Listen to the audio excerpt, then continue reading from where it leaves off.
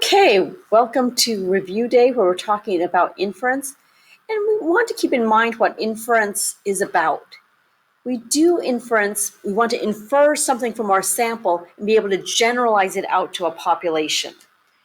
And there's different ways we can do that. We can do it through confidence intervals, or we can do it through hypothesis tests. So we've studied both hypothesis tests and intervals for both proportions and for means. So let's take a look. I'm going to try and condense this down. So this spreadsheet is all of our one sample inference methods. So it's combining proportions and our means. And there's certain process we have to go through. We want to name our procedure. We have to define a parameter. There's going to be either a hypothesis or not.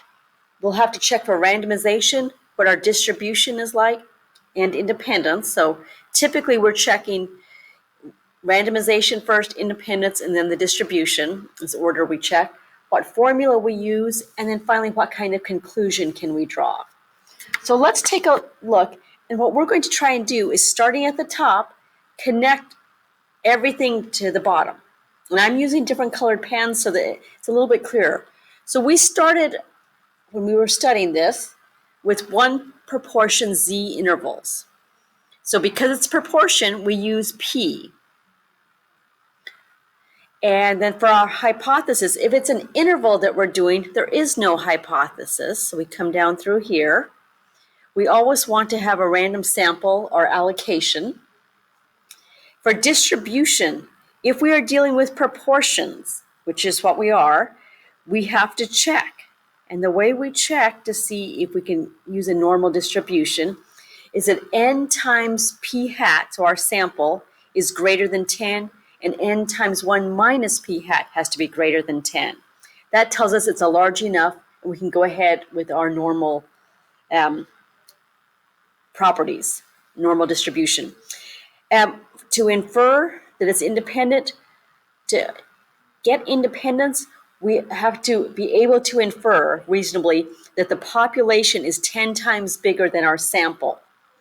Or in other words, 0.1 times the population is greater than our sample size. And if we're dealing with an interval, we have to have a point estimate plus or minus a margin of error. So neither of these two have a plus and minus in them. So I must be using one of these two for our formulas. And because it's proportion, I've got to use this one. So that would give me my confidence interval, p hat plus or minus my z critical multiplied by the square root of p hat times 1 minus p hat over n. And if we are making a confidence interval, in terms of our conclusion, we are going to be making this type of conclusion. We are 90%, or whatever the percentage is, confident that the true mean, true proportion lies between or is contained within this interval, is captured, something along those lines. Okay, let's move on and let's do a t interval then. So my t interval, this has to do with means. So I'm going to have to be defining what mu represents.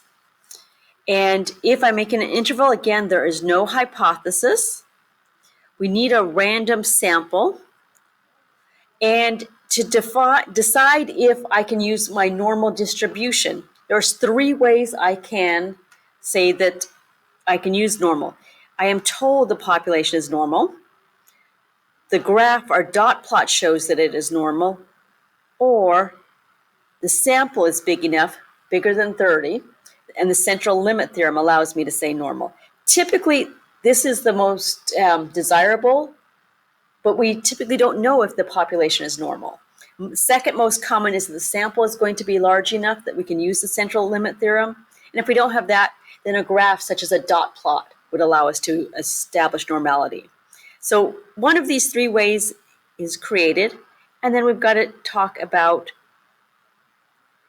it being independent. So we have to make sure it's independent, same way. And for my t interval, I will have to use this formula. X bar, so the mean of my sample, plus or minus t critical, multiplied by the standard deviation of the sample, divided by the square root of n. And because it's an interval, this is the type of statement I will have to be making. Okay, let's take a look now at some of our hypothesis tests. So one proportion Z test. So this is when we're dealing with proportions. And if it's proportions, the parameter that I'm going to be using is P. So I have to define that in the beginning section. If it is a test, then I do have to have a hypothesis. And the hypothesis has to have a P in it because I'm dealing with proportions. So I would have to make my null hypothesis is that the proportion is equal to some value. The alternative is either that it's greater than, less than, or just not equal to that value. And then we have to again establish that it's random. And the way we assume normality is again the sample n times p hat and n times 1 minus p hat both have to be greater than 10. I have to infer that my sample is less than 10% of the population. And because I'm dealing with proportions, I'm going to have a z. So here is how I would calculate my test statistic, which is a z. And for a hypothesis test, my conclusion is going to either be we reject or we fail to reject the null hypothesis. Since the p-value is less than or greater than alpha, there is or is not convincing evidence regarding your alternative hypothesis.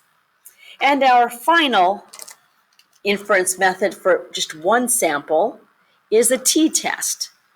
And the t-test deals with mean, so I have to define mu, what it represents. I will have to have a hypothesis because, again, it's a hypothesis test.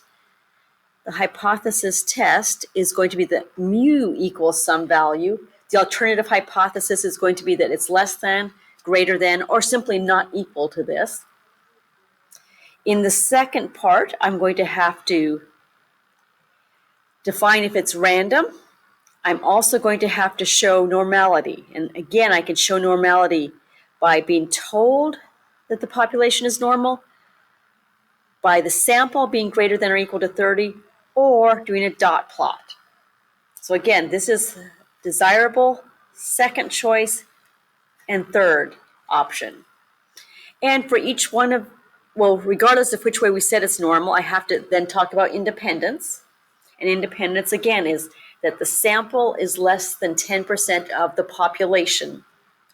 And finally, if it's a hypothesis test, I have to have a test statistic. And the way we calculate that is defined right here.